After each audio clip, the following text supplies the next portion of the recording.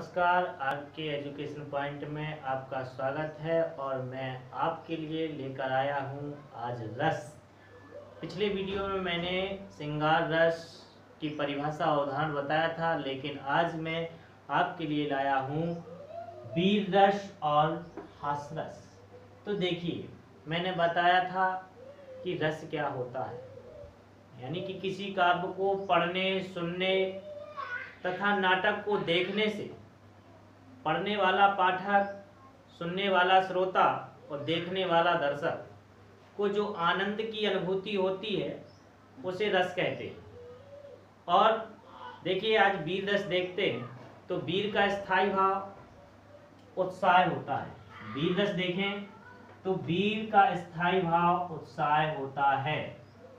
यदि इसकी परिभाषा देखी जाए तो जब उत्साह नामक स्थायी भाव, विभाव, अनुभाव एवं संचारी भाव से संयोग करता है, वहां वीर रस होता है। यानी जब उत्साह नामक स्थायी भाव, विभाव, अनुभाव एवं संचारी भाव से संयोग करता है, वहां पर वीर रस होता है।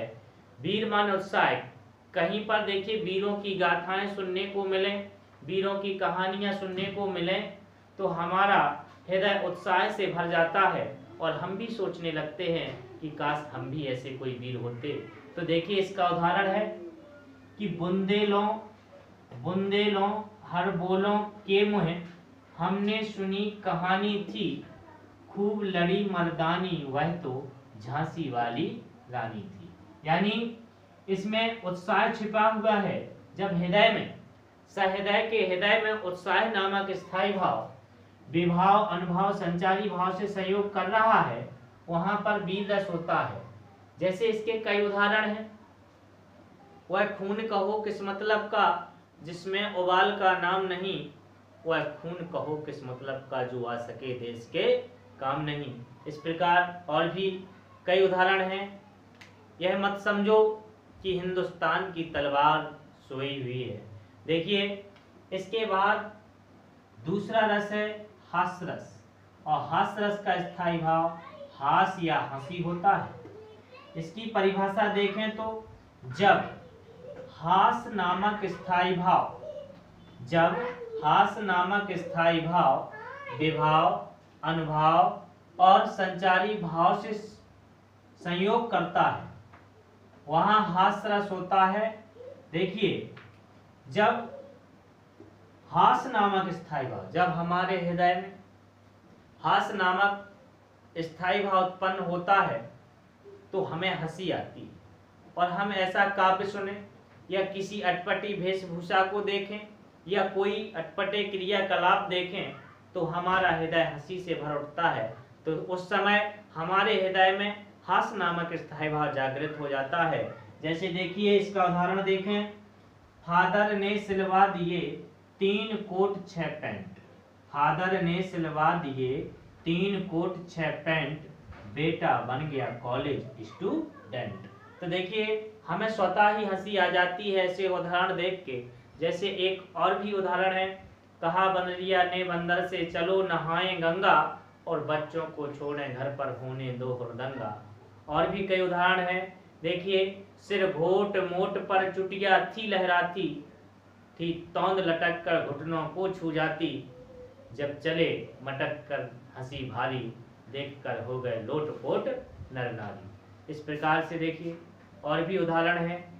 हास्य रस के कई उदाहरण हैं। मैं महावीर हूँ, पापड़ को तोड़ दूंगा, और गुस्सा आ जाए तो कागज को मरोड़ दूंगा। तो देखिए, आज मैंने ये वीर रस और हास्य रस आपको समझाया। आशा करता हूँ कि आपको ये रस अच्छी तरह से समझ में आ गए होंगे। और देखिए, इसको नोट भी कर लीजिए। मैंने श्रृंगार रस पिछले वीडियो में पढ़ाया और वीर रस और हास्य रस आज मैंने पढ़ाया, इसको नोट कर सकते हो। अगला है करुण रस। और करुण रस का स्थायी भाव शोक होता है।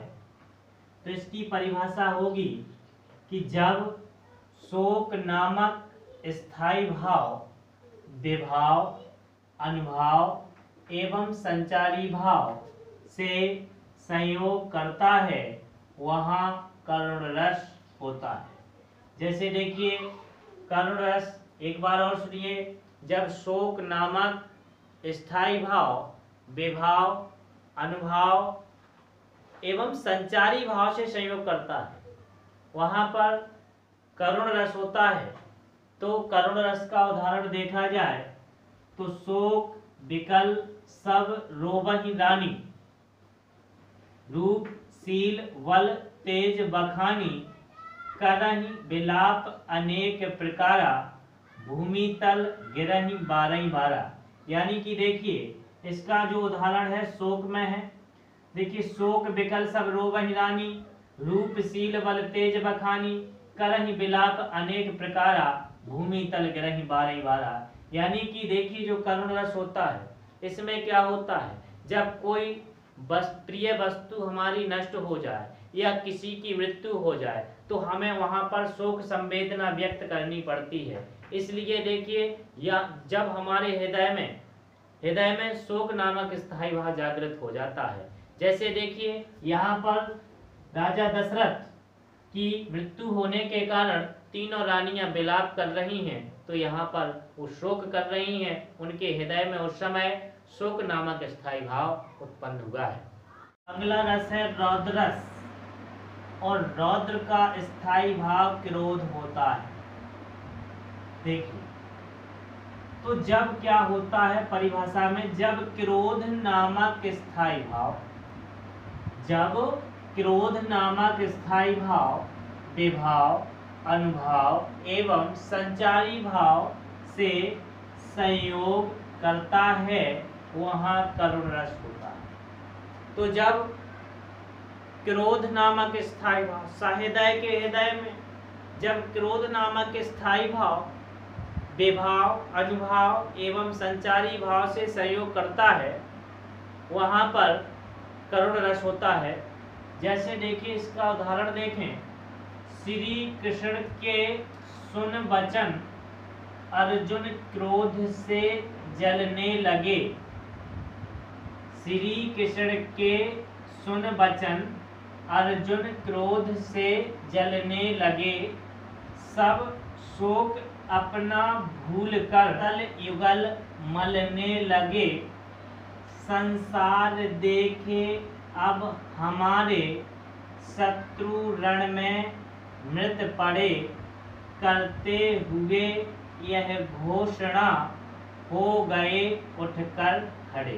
तो देखिए तुम्हें समझ में आया होगा कि देखिए श्री कृष्ण के सुन वचन अर्जुन क्रोध से जलने लगे, सब शोक अपना भूल कर करतल युगल मलने लगे, संसार देखे अब हमारे, शत्रु रण में मृत पड़े, करते हुए यह घोषणा हो गए उठकर खड़े।